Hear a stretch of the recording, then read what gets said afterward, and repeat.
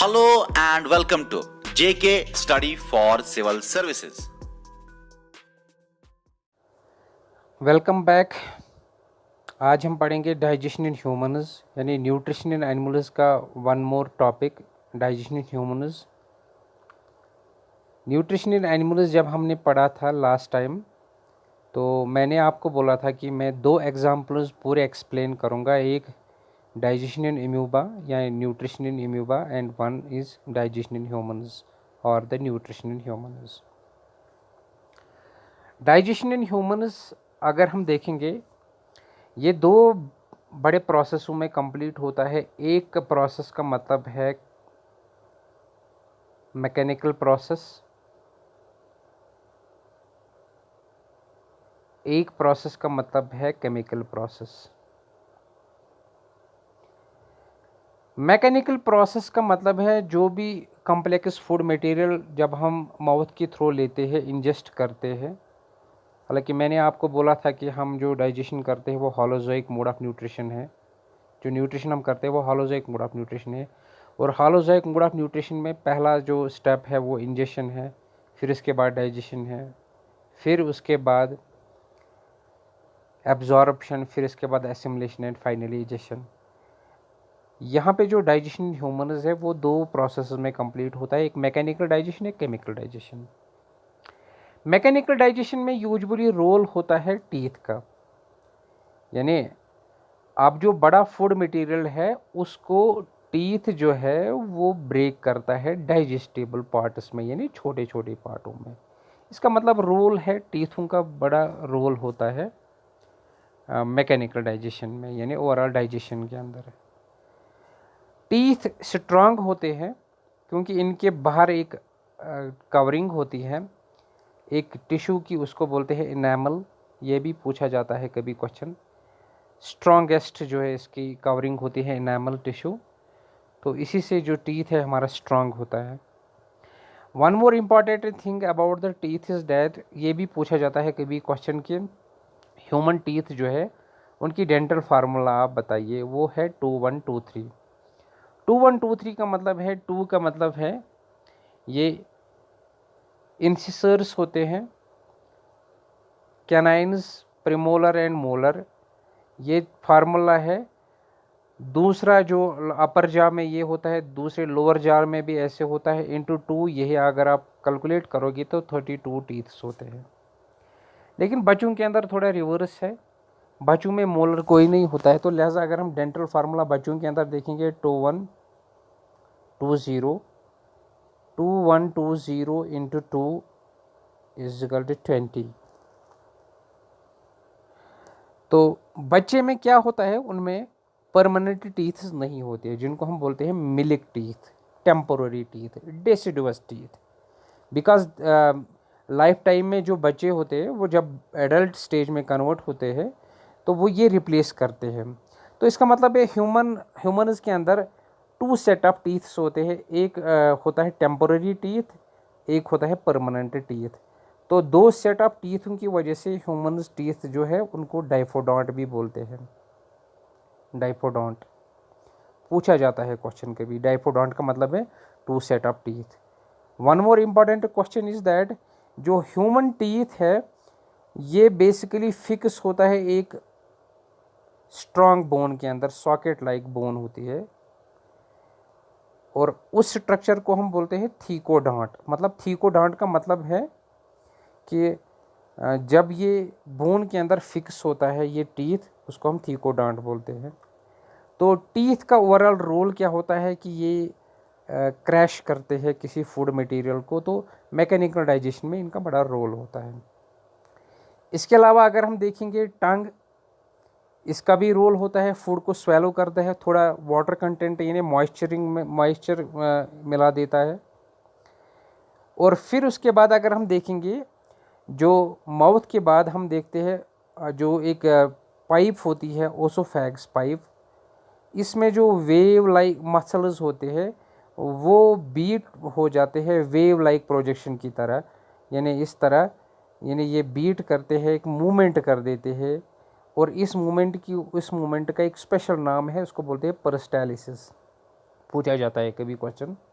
Peristalsis का मतलब है ये फूड जो नीचे ड्रॉप हो जाता है माउथ के बाद, जब ये ओसोफेगस में आता है, ओसोफेगस में जब ये ड्रॉप हो जाता है स्टमक में, ये पेरिस्टालिसिस के थ्रू ड्रॉप हो जाता है।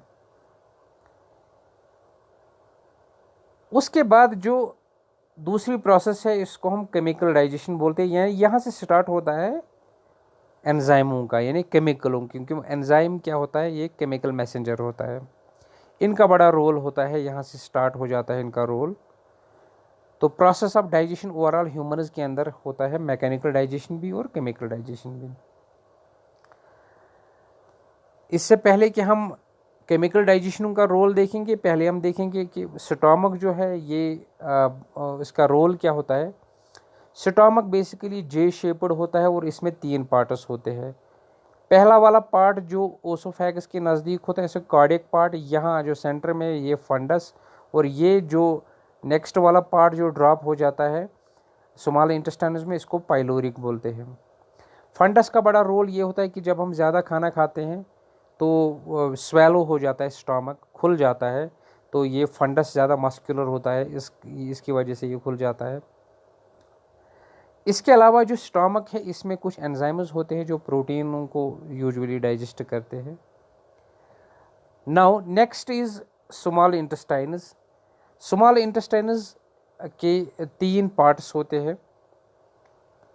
एक होता है सी शेप्ड डुओडेनम, एक होता है इसमें long coiled jejunum and highly coiled ileum, यानी 3 पार्ट्स इंटेस्टाइन्स के। स्मॉल इंटेस्टाइनों का बड़ा ही रोल होता है डाइजेशन प्रोसेस में, यानी मैक्सिमम डाइजेशन स्मॉल इंटेस्टाइनों के अंदर होती है। अक्सर ये हमें कन्फ्यूजन होता है कि स्टमक में डाइजेशन मैक्सिमम होती है, नहीं, मैक्सिमम डाइजेशन स्मॉल इंटेस्टाइन्स के अंदर होता है। One more important thing is here, what is this sphincter. Sphincter का रोल क्या होता है बाद में मैं आपको बताऊंगा। स्पिंचर का रोल होता है कि ये बैकवर्ड मूवमेंट फूड को होने नहीं देता है। जैसे मैं आपको समझाऊंगा, आप समझो कि ये स्टमक है, तो ये स्मॉल इंटेस्टाइन्स है, और यहाँ पे ऊपर वाले हिस्से में ओसोफेगस है। जब ओसोफेगस में ड्रॉप हो जाता है, ये फूड हो जाता है ड्रॉप स्मॉल इंटेस्टाइन, ये स्टमक के अंदर, यहाँ से ये फूड वापस नहीं चला जाता है क्योंकि यहाँ ओसोफेगल स्पिंचर होता है। और इसके बाद जब स्टमक से ड्रॉप हो जाता है स्मॉल इंटेस्टाइन्स में, स्मॉल इंटेस्टाइन में वापस नहीं जाता है क्योंकि यहाँ पे एक स्पिंचर होता है, पाइलोरिक स्पिंचर। तो you can understand the role of sphincter, very important है। उसके बाद है लार्ज इंटेस्टाइन्स, और लार्ज इंटेस्टाइन्स में भी 3 पार्ट्स होते हैं, सीकम, कोलन एंड रेक्टम। यहाँ पे बहुत सारे बैक्टीरियाज भी होते हैं लार्ज इंटेस्टाइन्स में, और इसके अलावा एब्जॉर्प्शन जो होती है लार्ज इंटेस्टाइन्स में ही होती है। तो ये है बेसिकली पार्ट डाइजेशन प्रोसेस जो है, इनमें किस किस पार्ट का, यानी किस किस एलिमिनेटरी कैनाल का क्या क्या रोल होता है। डाइजेशन ऑफ ह्यूमन्स जो है वो डाइजेस्टिव सिस्टम मतलब पूरा अगर हम देखेंगे, एक होता है इसमें एलिमिनेटरी कैनाल,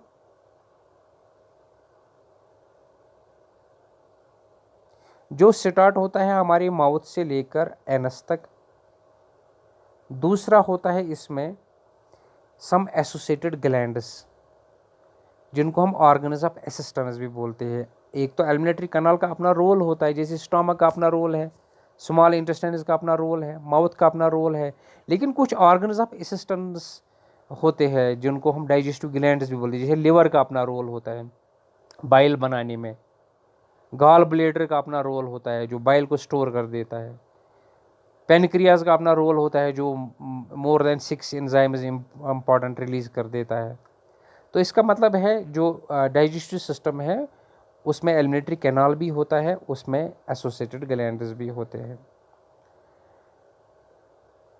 अब यहाँ पे मैं आपको बताऊंगा कि डाइजेशन ऑफ फूड एक्चुअल में होता कैसे है। स्टार्टिंग माउथ से हम देखेंगे। जो कार्बोहाइड्रेट कंटेंट होता है, कार्बोहाइड्रेट कंटेंट जो होता है उसकी 30% डाइजेशन हमारे माउथ में ही होती है, ये याद रखना ज़रूरी है।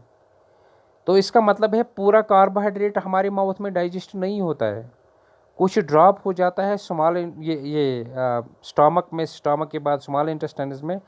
तो ये याद रखना ज़रूरी है कि जो 30% कार्बोहाइड्रेट है वो माउथ में ही डाइजेस्ट होता है। जैसे फॉर एग्जांपल ये है स्टार्च, इसमें सैलवरी एमाइलेज एंजाइम्स होते हैं। एमाइलेज आप याद रखना हमेशा, एमाइलेज कार्बोहाइड्रेट के लिए होता है, प्रोटीज प्रोटीन के लिए होता है, लिपेज लिपिड के लिए होता है, अंडरस्टैंड, न्यूक्लियस न्यूक्लिक एसिड के लिए होता है।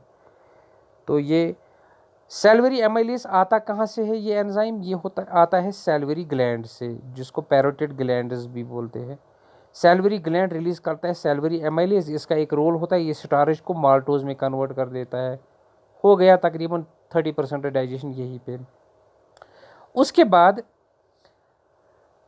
यहाँ पे एक इम्पॉर्टेंट चीज़ जो समझना ज़रूरी है वो क्या है? जो स्टमक होता है, जैसे यहाँ पे जो स्टमक होता है, स्टमक के अंदर इसकी जो लेयर होती है स्टमक में, चूंकि ये लेयर जो होती है स्टमक में, उस लेयर में 3 इंपॉर्टेंट सेल्स होते हैं। एक सेल होता है म्यूकस नेक सेल, जो म्यूकस सेक्रेट करता है। इस म्यूकस की वजह से क्या होता है, जो HCl रिलीज हो जाता है ये इसको न्यूट्रलाइज कर देता है, अदरवाइज स्टमक की जो लेयर है वो बर्न होने के चांसेस होते हैं। दूसरी सेल होती है चीफ सेल, यानी पेप्टिक चीफ सेल, जो पेप्सिनोजन रिलीज कर देता है। इसका मतलब है एक एंजाइम जो स्टमक के अंदर रिलीज होता है, जो प्रोटीन को डाइजेस्ट करता है, वो भी निकलता है स्टमक के अंदर ही, और एक सेल होती है। तीसरी सेल होती है ऑक्जिंटिक सेल या पैराइटल सेल। यहाँ से क्वेश्चन आने के बहुत सारे चांसेस है। जो पैराइटल सेल है वहाँ से रिलीज होता है HCl। इसका मतलब है आप समझ सकते हो कि ये जो HCl है ये भी स्टमक खुद बना देता है। एक सेल है जिसका नाम है ऑक्जिंटिक सेल, HCl वही रिलीज कर देता है। और एक फैक्टर इसमें होता है इंट्रिंसिक फैक्टर, जो विटामिन B12 को, जो इससे पहले मैंने इंटरेस्टिंग फैक्टर्स में एक बार बोला था। तो कुल मिलाकर जो स्टमक है, स्टमक के अंदर 3 सेल्स रोल करते हैं। एक सेल बनाता है एंजाइम पेप्सिनोजन, एक सेल एंजाइम एक सेल जो है वो HCl रिलीज करता है, एक सेल जो है वो जो म्यूकस रिलीज करता है। अब मैं यहाँ पे सिंपल आपको बताऊंगा फंदा क्या होता है। जैसे फॉर एग्जांपल HCl रिलीज हो गया, इसको HCl को रिलीज किसने किया? ऑक्जिंटिक सेल ने। ऑक्जिंटिक सेल ने HCl बनाया। ये पेप्सिनोजन जो एंजाइम होता है ये इनएक्टिव एंजाइम है, ये कुछ काम नहीं करेगा। जब HCl बनता है तो ये ऑपरेट होता है पेप्सिनोजन पे, तो इसका मतलब है ये पेप्सिन में कन्वर्ट होता है। अब पेप्सिन ऑपरेट हो जाएगा प्रोटीन पे। समझो, please try to understand. HCl बन गया ऑक्जिंटिक सेल से, इसने पेप्सिनोजन को पेप्सिन में कन्वर्ट किया, और उसके बाद जो म्यूकस है ये वापस जो है ये इसको न्यूट्रलाइज करेगा। Understand, this is very important. तो इसका मतलब है स्टमक के अंदर यूजुअली किस चीज़ की डाइजेशन होती है? प्रोटीन की। अब छोटे बच्चे जो होते हैं स्टमक में और एक चीज़ बनता है, रेनिन एक एंजाइम होता है। क्योंकि वो ज़्यादा दूध ही पीते हैं तो इनमें एक रेनिन एक्स्ट्रा बन जाता है, एक एंजाइम जो दूध को डाइजेस्ट कर देता है, मिल्क को डाइजेस्ट करता है। Now one more thing is that, अभी मैंने आपको बोला कि एलिमिनेटरी कैनाल हमारा माउथ से लेकर बराबर एनस तक है। इस एलिमिनेटरी कैनाल में यूजुअली मतलब इनमें कितने लेयर्स होते हैं? ये जो एलिमिनेटरी कैनाल है AC एलिमिनेटरी कैनाल, इसमें एक लेयर, ऊपर वाली लेयर होती है सेरोसा, जिसमें इप्थिलियल सेल्स होते हैं। Number 1 serosa, number 2 is muscularis, number 3 is submucosa, and number 4 is mucosa. याद रखना ज़रूरी है।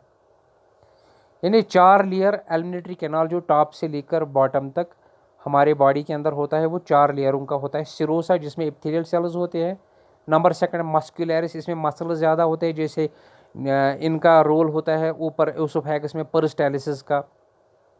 फिर उसके बाद सब म्यूकोसा, इस सब म्यूकोसा में कुछ ब्लड वेसल्स होते हैं, और लास्ट में जो mucosa, you can understand mucus का क्या रोल होता है। ठीक है, ये भी हमने अंडरस्टैंड किया। तो अभी तक ऊपर से मैं वापस थोड़ा आपको बताऊंगा कि जब हमने देखा था कि सैलवरी ग्लैंड ने सैलवरी एमाइलेज को रिलीज़ किया, तो माउथ के अंदर जो है वो कार्बोहाइड्रेट डाइजेस्ट हो गया तकरीबन 30%। उसके बाद स्टमक के अंदर पेप्सिन बन गया, पेप्सिन ने प्रोटीन को थोड़ा डिग्रेड किया, यानी ब्रेक किया, तो अभी पूरी डाइजेशन नहीं हुई, क्योंकि यहाँ पे अगर हम देखेंगे डाइजेशन एक्चुअल कंप्लीट जो होती है वो होती है स्मॉल इंटेस्टाइन्स के अंदर। यहाँ पे अब रोल है हर इसका, जो पेनक्रियाज है, पेनक्रियाज जो है, पेनक्रियाज रिलीज करता है पेनक्रियाटिक जूस के through 6 important enzymes, trypsinogen, chymotrypsinogen, procarboxypeptidase, amylase, lipase and nucleus. यहाँ से मैं आपको बताऊंगा इन 6 एंजाइमों का क्या रोल है, लेकिन ये समझना ज़रूरी है, वेरी इंपॉर्टेंट, दैट कि जो ट्रिप्सिनोजन है, chymotrypsinogen, procarboxypeptidase, amylase, lipase and nucleus, ये सारे के सारे एंजाइम्स क्या होते हैं, ये इनएक्टिव होते हैं। इसका मतलब है पेनक्रियाज ने अपना रोल किया, इसने 6 के 6 एंजाइम दिए, लेकिन ये सारे इनएक्टिव है। अब इनको एक्टिवेट करना है, कैसे एक्टिवेट हो जाते हैं? पहले एक्टिवेट हो जाता है ये ट्रिप्सिनोजन एंजाइम। इसको कैसे ये एक्टिवेट हो जाता है? ये एक्टिव हो जाता है, एक एंजाइम होता है एंटेरोकाइनेज। ये एंटेरोकाइनेज आता कहाँ से है? ये आता है इंटेस्टाइन्स के म्यूकस पार्ट से, याद रखना। अभी मैंने आपको बोला कि एलिमिनेटरी कैनाल के 4 लेयर्स होते हैं, सिरोसा, मस्कुलैरिस, म्यूकोसा एंड सब म्यूकोसा। तो इसका मतलब है स्मॉल इंटेस्टाइन्स का जो म्यूकोसा वाला पार्ट है ये रिलीज करता है एंटेरोकाइनेज, याद रखना, एंटेरोकाइनेज। इस एंटेरोकाइनेज का रोल क्या है? ये ट्रिप्सिनोजन को ट्रिप्सिन में कन्वर्ट करता है, तो बन गया एंजाइम एक एक्टिव ट्रिप्सिन। ये भी प्रोटीन को डाइजेस्ट करेगा। बाद में ये ट्रिप्सिन रेस्ट ऑफ 5 एंजाइम्स को एक्टिवेट कर देता है। अंडरस्टैंड करो, पहले ट्रिप्सिनोजन एक्टिवेट हो जाता है एंटेरोकाइनेज से, बाद में ये सारे के सारे एंजाइम्स इसी ट्रिप्सिन की वजह से एक्टिवेट हो जाते हैं। नाउ ट्रिप्सिन किसको डाइजेस्ट करेगा? ये प्रोटीन को डाइजेस्ट करेगा। काइमोट्रिप्सिन किसको करेगा? ये भी प्रोटीन को डाइजेस्ट करेगा। प्रोकार्बोक्सीपेप्टिडोडेज ये भी प्रोटीन को डाइजेस्ट करेगा। एमाइलेज, इसका मतलब है जो रेस्ट ऑफ कार्बोहाइड्रेट है ये यहाँ पे डाइजेस्ट हो जाएगा। लिपेज, तो इसका मतलब है फैट कंटेंट जो है यहाँ पे डाइजेस्ट होगा। न्यूक्लियस, जो न्यूक्लिक एसिड होगा ये यहाँ पे डाइजेस्ट होगा। Very important thing. उसके अलावा अगर और कुछ बच जाता है यहाँ पे, स्मॉल इंटेस्टाइन्स जो होते हैं, इंटेस्टाइन्स म्यूकोसल एपिथेलियल में कुछ गोबलेट सेल्स होते हैं। गोबलेट हमेशा जो है वो सेक्रेट करते हैं इंपॉर्टेंट चीज़, और उस जूस का नाम होता है स्यूकस एंटेरिकस। इस स्यूकस एंटेरिकस में और एंजाइम्स होते हैं, कौन कौन सा? जैसे माल्टेज होता है, डाइसैकेराइड्स, माल्टेज, डाइपेप्टिडोडेज, लिपेज एंड न्यूक्लियोडाइजेज। तो इसका मतलब है अगर और कोई मतलब कॉम्प्लेक्स फूड मटेरियल उन जो पेनक्रियाज ने रिलीज़ किया था उसके अलावा भी अगर और कोई बच जाता है तो उसको ये स्यूकस एंटेरिकस डाइजेस्ट कर देता है। One more important thing is liver. अब लिवर का रोल क्या है? लिवर बनाता है बाइल। बाइल का रोल क्या है? बाइल में कुछ साल्ट्स भी होते हैं, लेकिन बाइल का रोल होता है ये फैट को मतलब छोटे छोटे ड्रॉप्स में कन्वर्ट कर देता है। लेकिन लिवर की एबिलिटी नहीं है कि ये बाइल को स्टोर करेगा, ये स्टोर हो जाता है गाल ब्लेडर में। इस तरह गाल ब्लेडर बेसिकली जो बाइल को स्टोर कर देता है, ये बन जाता है लिवर के अंदर। तो इस तरह प्रोसेस ऑफ डाइजेशन जो है वो कंप्लीट हो जाती है ह्यूमन्स के अंदर। डाइजेस्टिव सिस्टम के रिलेटेड कुछ डिजीजेज, इनमें भी क्वेश्चन आ सकता है, जैसे जॉन्डिस, ये लिवर की इन्फ्लेमेशन है। अगर इसमें स्किन या आइज़ जो है वो टर्न हो जाते हैं येलो कलर में। और है वोमिटिंग, जब स्टमक कंटेंट बाहर आ जाता है, रिफ्लेक्स सेक्शन में इसमें प्रॉब्लम हो जाती है। डायरिया, जैसे जिसको बाउल मूवमेंट जो होती है, फ्रीक्वेंट बाउल मूवमेंट वो निकल। कॉन्स्टिपेशन, फीकल मटेरियल, मतलब आप जितनी बार भी टॉयलेट जाओगे जैसे लगता है कि फीकल मटेरियल अंदर ही है, निकल नहीं आता है। इनडाइजेशन, इसमें क्या होती है कि जब डाइजेशन प्रॉपरली नहीं हो जाती है, कुछ एंजाइम्स जो है वो अच्छा रोल नहीं करते हैं। तो ये बेसिकली है प्रोसेस ऑफ डाइजेशन ह्यूमन्स के अंदर। I hope you understand this lecture. और लास्ट में कंक्लूजन में मैं बताऊंगा कि जो प्रोसेस ऑफ डाइजेशन ह्यूमन्स के अंदर है, यहाँ पे मैंने जो जो हाईलाइट किए हैं, प्लीज़ इसको आप अंडरस्टैंड एक दो बार आप देखो। जैसे थीकोडांट का मतलब क्या है, टंग का रोल क्या है, पेरिस्टालिसिस का रोल क्या है, यहाँ पे स्पिंचर का रोल क्या है, यहाँ लार्ज इंटेस्टाइनस या लार्ज इंटेस्टाइनस का रोल क्या है, स्मॉल इंटेस्टाइनस का रोल क्या है। यहाँ पे आप देख सकते हो जो स्मॉल जो स्टमक है, कौन से 3 सेल्स, क्या 3 इम्पॉर्टेंट एंजाइम्स या HCl कैसे रिलीज़ हो जाता है, फिर ये न्यूट्रलाइज कैसे हो जाता है, इसको आप अंडरस्टैंड करो। उसके बाद पेनक्रियाज का रोल क्या है, 6 इम्पॉर्टेंट एंजाइम्स रिलीज़ करना, ये कैसे एक्टिवेट हो जाते हैं स्यूकस एंटेरिकस के ज़रिए। फिर उसके बाद कुछ डिजीज़ का मैंने आपको बताया कि ये भी पढ़ना ज़रूरी है। Thank you.